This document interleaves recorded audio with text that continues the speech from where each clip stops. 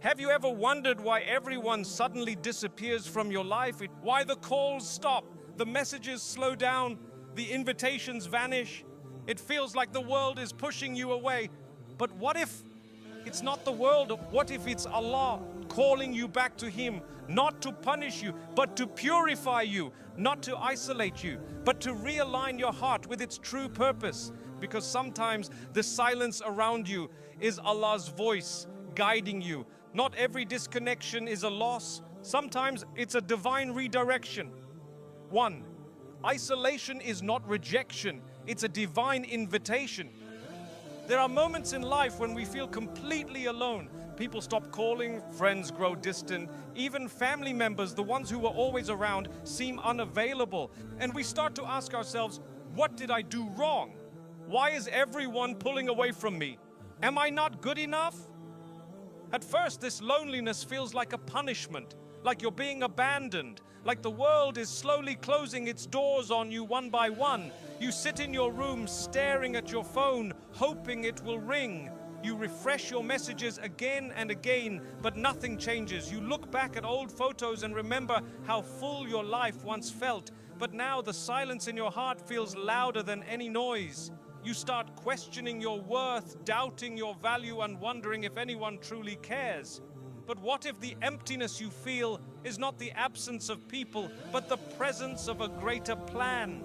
But what we fail to see in that moment is the hand of Allah at work. This isn't rejection. This is redirection. This isn't a punishment. It's an invitation. Sometimes the most merciful thing Allah can do for you is to clear the room, to quiet the noise so you can hear what really matters. The loss, the silence, the disconnection. It may feel like the world is turning its back on you, but in truth, it's your Lord turning you back to Him. This isn't about people leaving your life. It's about your heart being guided back to the one who never leaves.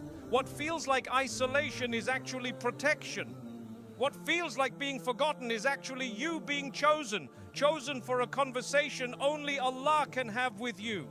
An invitation from your Lord, the one who loves you more than anyone ever could, to come back to Him without the noise, without the distractions, without the need to explain yourself to anyone. When Allah removes everything around you, it's not to leave you empty, it's to fill you with something better. His mercy, His guidance, His nearness. He knows what you carry in your heart. He knows the pain, the confusion, the quiet prayers you never told anyone about. So He calls you, but not with a loud voice. He calls you with stillness, with silence, with separation, because in that emptiness, your heart will finally have space to speak. And it won't have to explain itself to anyone, because Allah already understands what you feel before you even say it. You see, when you're constantly surrounded by people, their opinions begin to shape your thoughts. Their expectations begin to cloud your purpose. And before you know it, you're living your life to please everyone except the one who created you. We live in a world that constantly demands our attention. Friends want replies, social media wants updates, society wants results. In trying to be everything for everyone, we lose ourselves. We forget our why. We forget our who. And the more we try to keep up with the world, the more exhausted we become. That's why Allah, in His perfect timing, removes the crowd. Not to hurt you, but to give you the clarity you've been missing. To help you remember that your purpose was never to be popular, it was to be faithful. So Allah, in His mercy, steps in. He starts removing people. He allows situations to break down. He brings you to a place where no one else can hear your pain except Him. Imagine the love of a Lord who doesn't wait for you to come back. He creates the space for you to return. He removes those who were harming your soul, even if you thought they were good for you.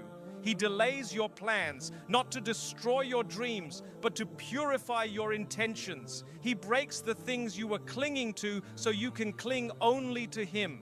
He lets your tears fall in the dark, not because He isn't listening, but because He's drawing your heart back to the only one who can heal it. Because only then will your heart whisper the words it's been holding in. Only then will your soul cry out to the one who truly understands. There are feelings that words can't carry. There are wounds no one sees, but Allah sees them all. And when the world grows quiet, your soul finally finds the courage to speak. In the silence you whisper, Ya Allah, I'm tired. Ya Allah, I don't know what to do.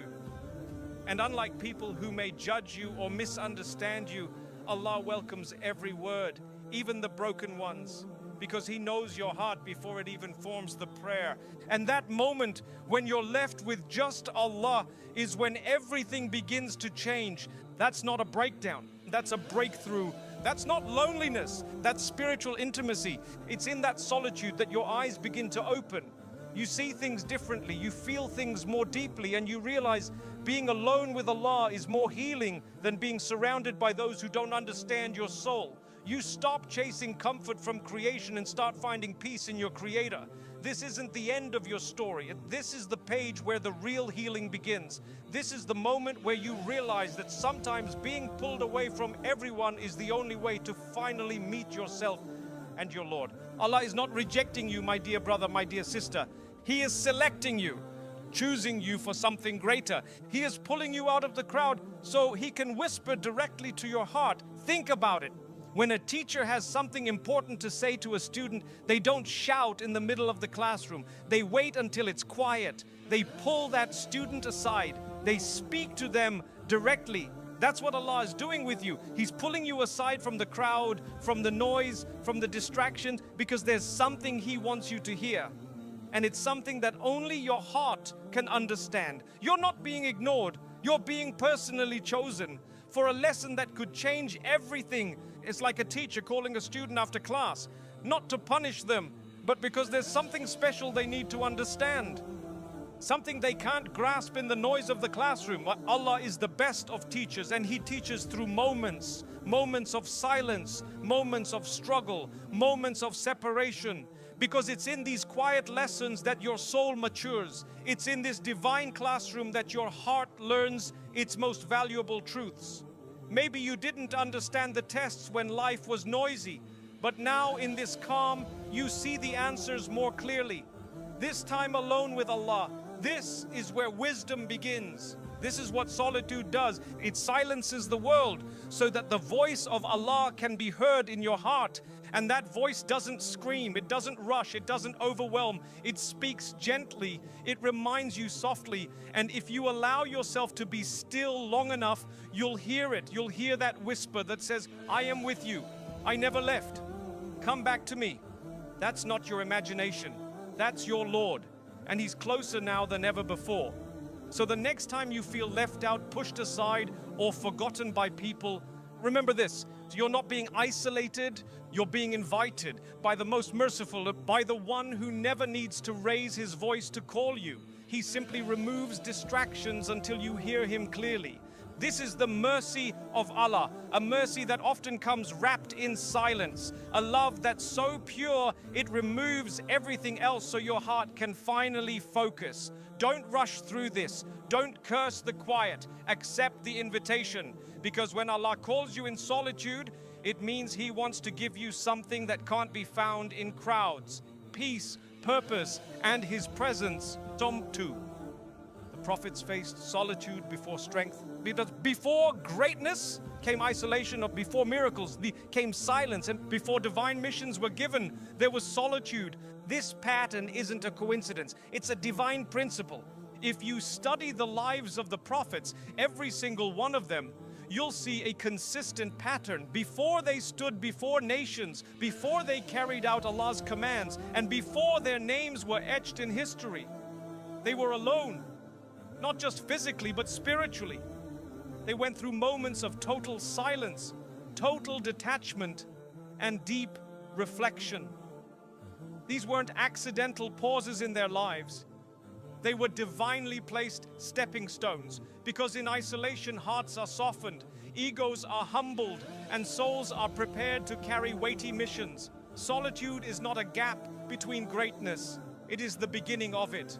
Look at the lives of the prophets, peace be upon them all. Each one of them was tested with loneliness.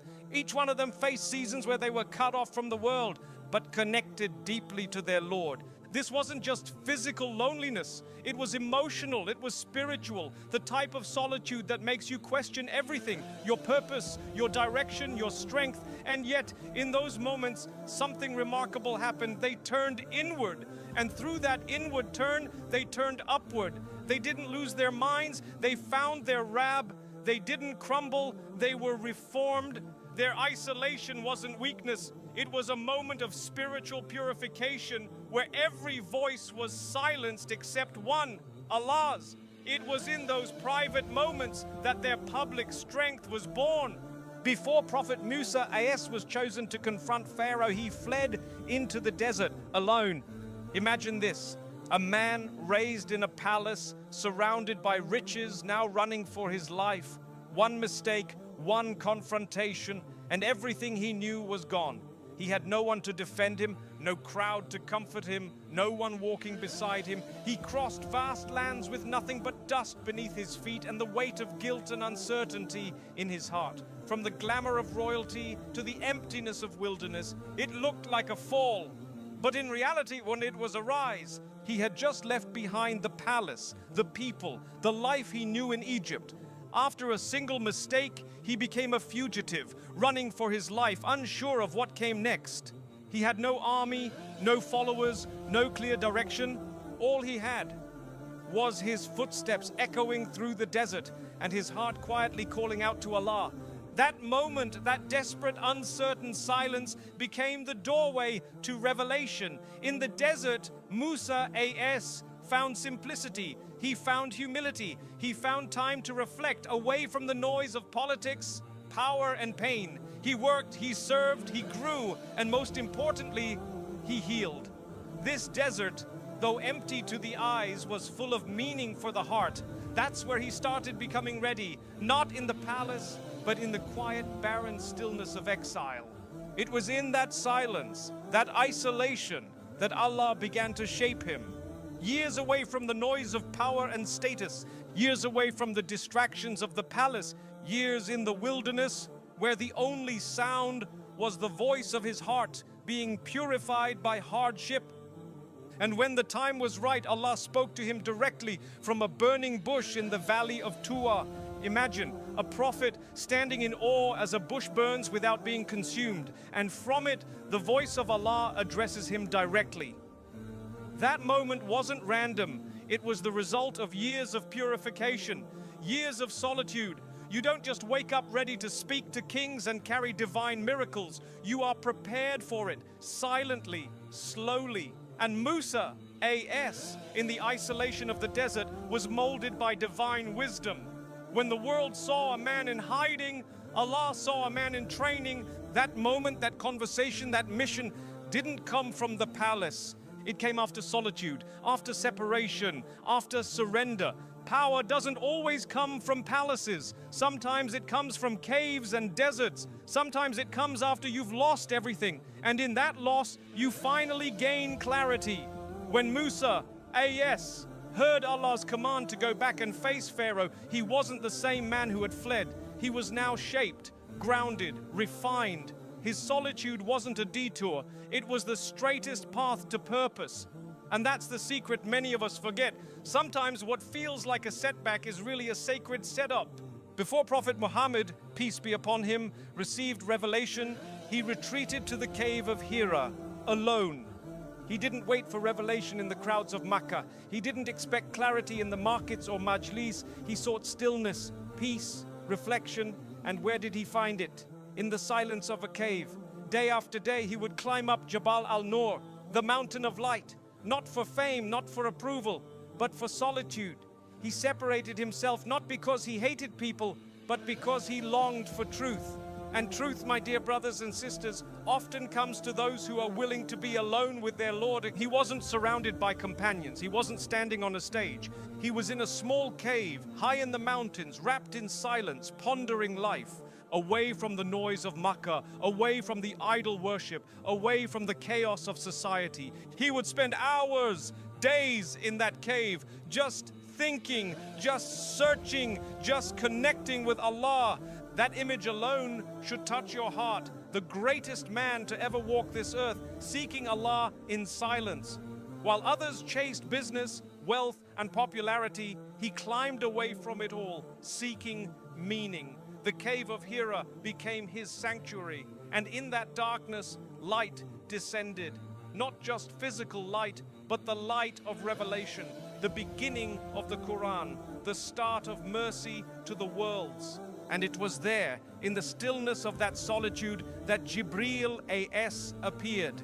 It was there that the first words of the Quran were revealed. Read in the name of your Lord. The moment that changed history did not happen in a crowd.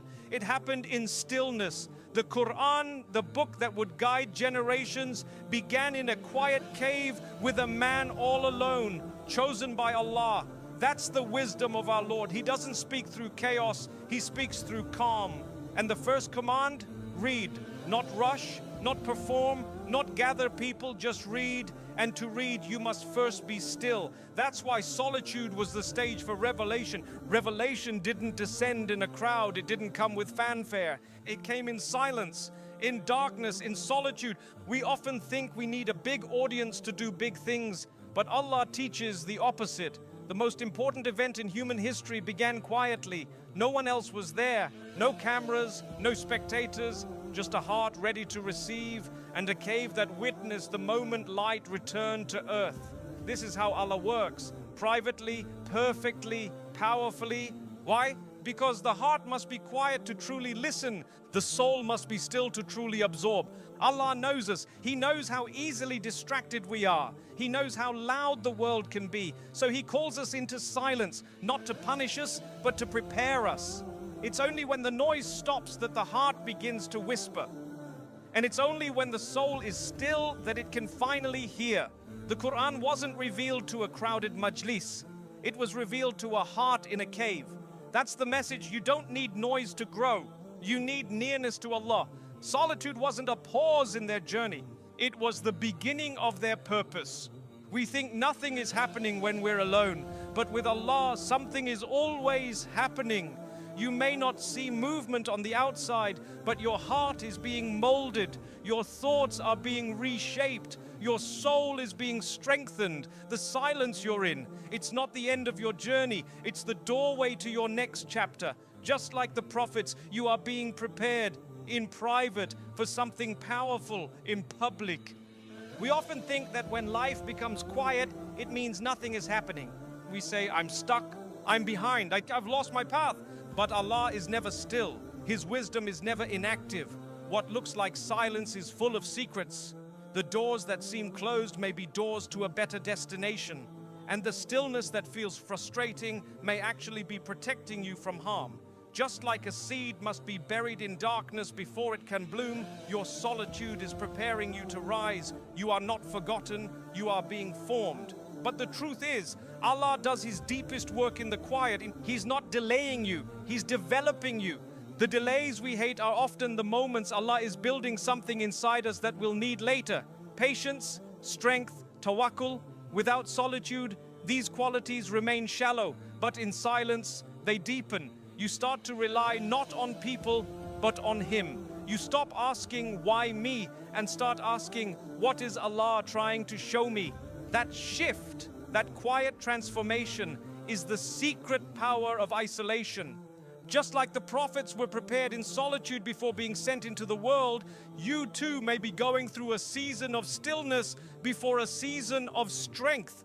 Don't underestimate the moment you're in. If the prophets, the best of humanity, needed solitude before service, so do you. This season of stillness may feel uncomfortable, but it's necessary, because Allah doesn't just want you to do something great. He wants you to become someone great. And becoming always starts with being alone with Him. That job you didn't get, that friend group that left, that plan that failed, it may all be part of Allah isolating you.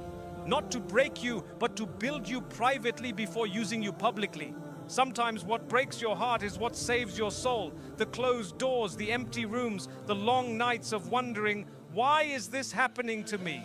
All of it, every delay, every detour may be part of your training. Allah builds leaders in secret. He builds patience in pain. He builds trust in trials. So don't fear the quiet. Embrace it, because Allah never wastes a moment, especially the silent ones. When Allah isolates you, He's not putting your life on hold. He's preparing your heart for something greater. You may feel like your life has paused, but behind the scenes, Allah is writing a beautiful chapter, a chapter that will only make sense when you look back and realize that silence saved me, that solitude shaped me, that stillness made me ready. Trust His timing, trust His silence, trust His love. Even when it feels like He's far, He's actually closer than ever. 3. You needed to be separated to see clearly. There are times in life when Allah separates you, not because He wants to hurt you, but because you're too surrounded to see the truth. Sometimes you're lost in a crowd, not physically, but mentally, emotionally, and spiritually. And so Allah begins to clear the space around you. He removes people, He closes doors, He silences noise, and you're left alone wondering what's happening. That's when clarity begins, when you're constantly moving, constantly listening to others, constantly keeping up with life. You don't have time to reflect. You're in survival mode, not soul mode. And in that pace, you begin to forget what your heart truly needs. So Allah, out of pure love, slows you down. He takes away the noise so you can hear the whisper. He clears out the crowd so you can recognize your own face in the mirror. He isolates you not to punish you, but to help you pause long enough to find what matters again. That confusion you feel when people leave is not abandonment. It's Allah rearranging your life for something clearer, deeper, and better. You see, clarity doesn't come when you're constantly surrounded. It comes when you finally pause, when the voices fade, when the opinions stop, when your mind has room to breathe. That's when your heart starts to speak. And most importantly, that's when Allah's guidance begins to shine. We think that surrounding ourselves with more people will make us feel more certain, that the more advice we hear, the better our decisions will be. But the truth is, when there are too many voices, the heart becomes confused. It stops knowing what's guidance and what's noise. But when you pause, truly pause, and let yourself sit in stillness, your heart wakes up. It begins to speak honestly. You remember what you were running from. You see what you've been avoiding. And in that moment of stillness, Allah's guidance gently enters your life. Not loudly, not forcefully, but with clarity that pierces the fog. That is the kind of light that can only shine in silence. And sometimes we're surrounded by noise. Voices that confuse us, people who distract us, environments that weaken our faith. You may be in a room full of people, but still feel distant from Allah. Not because you're a bad person, but because the atmosphere around you doesn't feed your soul. There are friends who make you laugh, but they never remind you of the akhirah. There are places you visit that entertain your mind but drain your heart. And slowly, without realizing it, your connection with Allah starts to dim. You miss your salah more often. You stop making dua. You forget the sweetness of Quran. And all of it begins because the people around you are louder than the voice inside you. And sometimes Allah loves you too much to let that continue. Every day you hear 100 opinions. Do this, don't do that, be like them, don't change. You're not enough. You need to be more. And slowly your own voice, the one Allah gave you, begins to fade. You start living to please people instead of living to please your Lord. And in that noise, you stop noticing the quiet warnings Allah sends you. The signs, the whispers, the reminders. In a world obsessed with image and opinion, it's easy to forget who you are. You start comparing yourself to others, doubting your choices, and measuring your worth by other people's standards. And the saddest part? You begin to disconnect from the one voice that always mattered, the voice of your soul calling out to its creator. You no longer ask, is Allah pleased with me? Instead you ask, will they accept me? That shift from divine approval to public approval is what slowly blinds you. And Allah, in His endless mercy, starts sending signs, small trials, subtle discomforts, tiny nudges to turn back. But in all the noise, you don't hear them. So what does Allah do? He steps in, because His mercy is greater than your confusion. He removes what's clouding your sight, even if it hurts. He takes away the people who were softening your deen. He breaks down the plans that were pulling you further from Him. He interrupts the rhythm that was leading you into loss, not to punish you, but to wake you up. This is one of the most loving things Allah can do for a believer. When He sees you drifting, He doesn't wait until you drown. He intervenes. And sometimes that intervention comes in the form of heartbreak, separation, failure, or loss. It feels painful in the moment, but in reality, it's a mercy disguised as difficulty. That friendship you thought you needed, it was draining your iman. That job you were desperate for, it would have taken you away from your salah. That plan you built your life around, it was built on sand, not faith. Allah breaks what you think you need, so He can give you what your soul truly needs.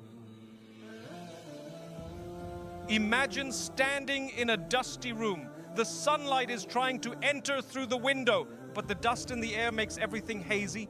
No matter how bright the light is, you can't see clearly. What do you need? You need the dust to settle. You need stillness. You need air. That's what Allah does with your life. You may think you're doing fine because everything looks busy, your schedule is full, your phone is active, your life is fast. But what if all that busyness is actually dust clouding your vision? Allah is the one who clears it. He stops the whirlwind around you, slows the noise, and invites you into a space of stillness. Not to waste your time, but to help the dust of dunya settle, so the light of guidance can finally reach you. Because sometimes, even the brightest light of truth can't help you if your life is too cloudy to let it in. He calms the chaos. He silences the noise. He pauses your plans, so you can finally see what's real. We don't like it when our plans fall apart. We resist when things don't go our way. But sometimes Allah pauses your life because you're heading in the wrong direction. You're chasing something temporary. You're distracted by illusions. And in that pause, in that sacred stillness, you suddenly see with clarity. You realize that what you were chasing was never worth it. That what you were depending on wasn't built to last. And in that realization, you return, you come back to the truth, to the path, to the one who never stopped guiding you even while you were distracted. And what's real is your heart. What's real is your relationship with Him. What's real is your direction, your choices, your habits. And whether they're leading you to Jannah or not, all of the distractions around you, the money, the followers, the praise, none of it follows you to your grave. The only thing that matters is the state of your heart and the sincerity of your worship. When Allah separates you from the world, it's to bring you back to that reality. You start to ask, is my heart soft or hard? Is my time bringing me closer to Allah or further away? Am I building a life for this world or for the next? These questions aren't scary, they're liberating, because the moment you face them honestly is the moment your life begins to change. That level of self-awareness doesn't happen in the crowd. It happens in solitude. You could be surrounded by 100 people and still be spiritually numb. But one moment of silence with sincerity can awaken your soul. That awakening doesn't require noise. It doesn't require approval. It requires space. Space to breathe, space to feel, space to repent. Solitude is where the masks fall off. It's where you stop performing for others and start being honest with your Creator. And in that honesty, real growth begins. You begin to notice your own patterns. You reflect on your mistakes. And you start to reconnect with the one who never left you. When you're alone, you finally stop running. You start seeing things for what they are. You admit the bad habits you've ignored. You recognize the blessings you took for granted. You remember the du'as you used to make and how they were answered. And most beautifully, you remember that even when you were distracted, even when you were distant, Allah never left you. He was always there, waiting, patient, loving. Your separation from the world became the bridge that brought you back to Him. When you're finally alone, without people pulling you in every direction, you start asking the questions you've been avoiding. Why do I feel empty? Why am I always rushing? Why do I crave things that never satisfy me? These are the questions that change lives. And they're the kind of questions we can only ask when the noise fades. You start to see that your emptiness wasn't because you didn't have enough. It was because you were filling your heart with the wrong things. You realize that your constant rushing wasn't progress. It was running from reflection. And you understand that the things you were craving were temporary comforts for a soul that was thirsty for the eternal. This is how solitude opens your eyes, not just to your life, but to your need for Allah. And then, in the middle of that silence, your heart remembers Allah. You remember your salah. You remember how your du'as used to feel. You remember the peace you had when your relationship with Him was strong. And suddenly, the path becomes clear. I didn't need more people. I needed more of Allah. That moment is a gift, a sacred awakening. When you sit alone and tears begin to fall, not from sadness, but from remembrance. You remember the taste of peace you once had, the closeness in sajda, the power of a whispered dua. You remember who you were before the noise, and it clicks. The answer was never out there. It was always with Allah. And in that moment, your direction becomes clear. Your priorities shift, and your journey home begins again. That clarity is a gift, and it only comes in solitude. It's not something that can be forced. It's not something you can fake. It's a divine gift granted to the heart that is finally still enough to receive it. That solitude is not an interruption to your life. It is a correction. It is Allah's gentle way of clearing the path, polishing the mirror of your heart, and giving you a fresh lens to see your purpose. And when that clarity comes, you'll thank Allah for the silence, for the stillness, for the separation, because it brought you back to what matters most. For when no one understands, Allah does. There comes a time when no matter how many people are around you, you still feel